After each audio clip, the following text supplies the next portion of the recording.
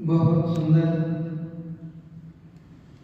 भजन ब्रह्मचारी ने रखा, अनुराग जी ने भी रखा,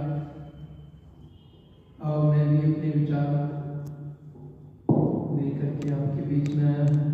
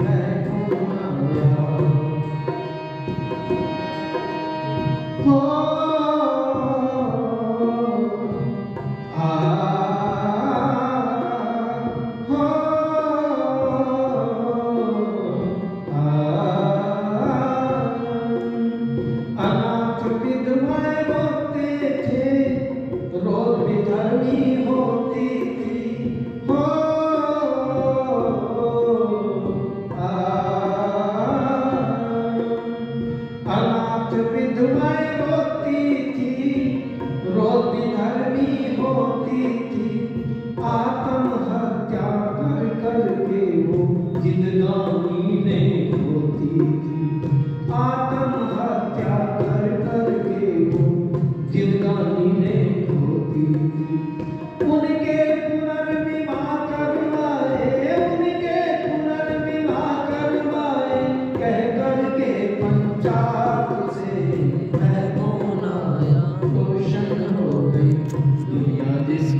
गुजरात से। वेद की पुस्तक हाथ में लेकर, वेद की पुस्तक हाथ में लेकर निकला था गुजरात से। वह कौन आया रोशन हो गई दुनिया जिसकी बात से। वेद की पुस्तक हाथ में लेकर निकला था गुजरात से। वह कौन आया।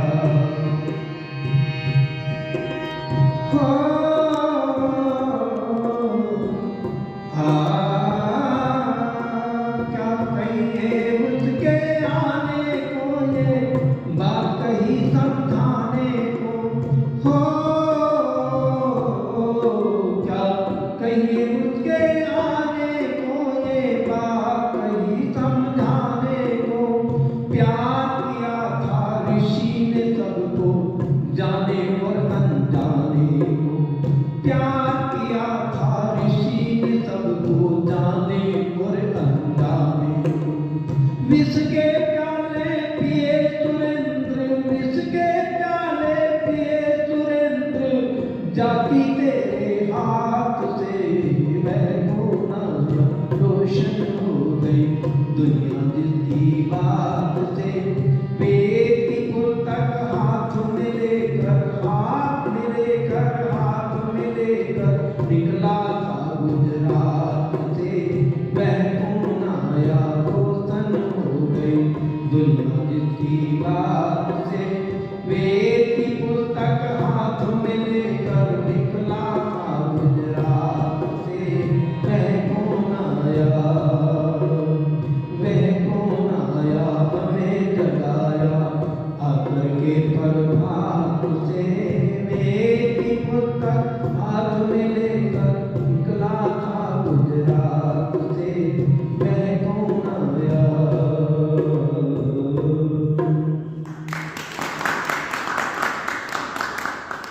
व्याख्यान वेदी पर विराजमान हमारे दैनिक अग्निहोत्री भाई सुरेंद्र रावल जी और आर्य समाज को बहुत ही समर्पित जीवन में सुरेश मदान जी, प्रेम गाबा जी, ब्रह्म विद्यालय से सभी ब्रह्मचारी और हमारे चैनल के माध्यम से YouTube चैनल पर जिनका प्रसारण होता रहता है, सारे गीतों को कभी भी आप सुन सकते हैं। हिसाब चैनल के नाम से भाई अनुराग आर्य जी मेरे साथ में संगति कर रही, हमारी अर्मानी जी, आर्य समाज के सभी पदाधिकारीगण, जहाँ तक मेरी आवाज़ जा रही है सुनने वाले सभी प्रबुद्ध श्रोताओं, ये 2 साल पूरे महर्षि स्वामी दयानंद जी को समर्पित। जगह जगह पर उनकी जो 200वीं शताब्दी है वो मनाई गई और ये साल भी उनकी ही